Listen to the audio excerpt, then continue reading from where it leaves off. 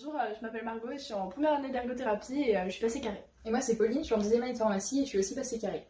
Alors du coup cette année j'ai choisi de m'engager en tant que référente parce que j'avais reçu beaucoup d'aide des personnes en année supérieure quand j'étais moi-même en PACES. Du coup je trouvais ça important d'aider la promotion actuelle à avoir son avis. Salut, je m'appelle Christina et je suis en première année de kiné. En bisu et en carré, j'ai réussi à avoir un groupe de travail qui m'a vraiment permis de réussir, d'être plus ou moins encadrée parce que j'avais pas de boîte à colle, donc c'était vraiment difficile à la sortie du lycée. Ça aide vraiment le groupe de travail. Donc c'est pour ça que j'ai choisi d'être référente. Alors bonjour, moi c'est Anaïs, je suis en P2, donc en deuxième année de médecine, et cette année j'étais référente de 2 groupes de travail. J'ai décidé de devenir référente parce que moi j'ai eu personnellement un groupe de travail quand j'étais en PACES et j'ai trouvé ça hyper utile, et en fait ça permet un suivi individuel et un accompagnement personnel que les autres services du tutorat proposent pas forcément. Je m'appelle Emma, je suis en deuxième année de maïeutique à Lyon Sud et j'étais référente de groupe de travail cette année. Au niveau de l'organisation, c'était un rôle qui n'était pas forcément trop prenant non plus. C'est-à-dire que dans chaque séance, je préparais la séance la veille ou l'avant-veille selon ce que mes pairs m'avaient dit qu'ils voulaient travailler. Et donc du coup après, il fallait juste que je me garde un peu du temps pour préparer justement la séance, donc relire les cours qu'ils voulaient revoir et préparer un peu des QCM là-dessus, en s'aidant des ressources du tutorat. Et le reste de l'investissement en fait qu'on a besoin, qu'il y a dans ce rôle, c'est vraiment pour être là pour les P1 et les accompagner moralement, en répondant à leurs messages, s'assurer que tout va bien et ça. Et voilà. Bonjour, je m'appelle Adrien, je suis étudiant en deuxième année de pharmacie et cette année j'ai été référent de groupe de travail au tutorat. L'intégration du rôle de référent dans mes études, elle s'est faite assez naturellement. Je faisais partie de ceux qui proposaient une séance de travail du temps de midi, donc ça rentrait plutôt bien dans mon emploi du temps. Après, pour ce qui est de la préparation, je dois avouer que j'ai passé quand même un certain temps. En fait, en début d'année, tout se faisait assez naturellement, c'est-à-dire qu'on était en présentiel, on mangeait tous ensemble sur place, c'était du temps de midi que je faisais mes séances.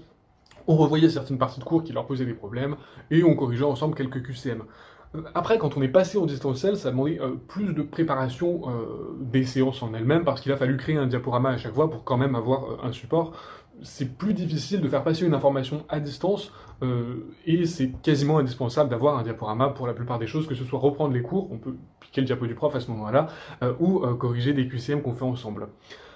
Quand on est référent, on est aussi parrain, marraine, et il faut réussir à rester disponible pour les étudiants, que ce soit par téléphone, via Facebook, répondre à leurs questions quand il y a un petit coup de mou niveau moral, ou alors que ce soit tout au cours de la semaine, quand il y a des choses à réexpliquer sur certains cours, mais en général c'est pas si prenant que ça.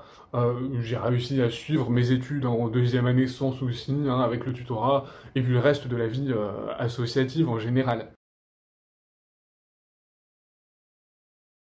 Salut à tous et à toutes, je m'appelle Océane, je suis en troisième année de médecine et j'étais référente en deuxième et en troisième année. Cette année, elle m'a apporté vraiment beaucoup de choses. Déjà des rencontres humaines absolument géniales que j'aurais pas forcément pu faire autrement. Ça m'a mis aussi énormément de bonne humeur au fil des séances et ça m'a permis de travailler en équipe avec ma co-référente. Au fil des séances aussi, j'ai pu développer mes capacités de pédagogie, ce dont on n'a pas forcément l'occasion dans le reste de nos études. Et donc en somme, je dirais que c'est un rôle qui est super enrichissant à la fois intellectuellement et humainement parlant, et que c'est très très gratifiant. Donc je vous conseille à tous et à toutes d'être référents ou référentes l'année prochaine. Le rôle de référent m'a apporté une vision plus globale de la première année, même si c'était moi qui étais là pour aider, on se retrouve quand même dans une réciprocité de l'échange, dans le sens où ça nous permet quand même d'avoir et de trouver un recul sur notre propre vécu, sur notre propre première année à nous. Et puis aussi en même temps on se sent super utile, c'est hyper gratifiant, et ça permet de pas oublier ses cours de première année, de les réviser un peu au fil du temps. Je dirais de réfléchir déjà et être sûr de pouvoir assurer le rôle toute l'année, parce qu'on ne peut pas abandonner les P1 en milieu d'année, parce que sinon c'est pas très juste pour eux.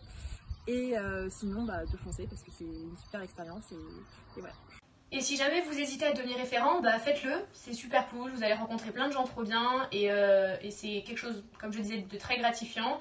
Et puis même si vous ne vous reconnaissez pas dans ce que je vous ai dit là, il faut se dire que dans tous les cas c'est très libre, et le groupe de travail que vous allez avoir, ça va dépendre de ce que vous voulez faire vous, et de ce qu'attendent vos P1 aussi, et ça va être à vous de le définir, donc ça reste quand même quelque chose de très libre, donc devenez référent. Pour les futurs référents et référentes, franchement, je vous assure qu'il ne faut pas avoir peur de la charge de travail, parce que le tutorat c'est un vrai réseau qui fonctionne, il faut le dire quand même, et on trouve toujours quelqu'un pour nous aider, que ce soit des conseils, que ce soit de l'aide à la préparation de séances, on a plein de supports, on a plein de questions d'entraînement qui sont disponibles sur Claroline, donc ça aide vachement, et s'engager dans le tutorat finalement c'est une bonne action qui est facile à faire, et qui aura des répercussions énormes à la fois sur le moral et sur la santé mentale des étudiants et des étudiantes que vous pourrez soutenir justement en vous engageant en tant que référent de groupe de travail.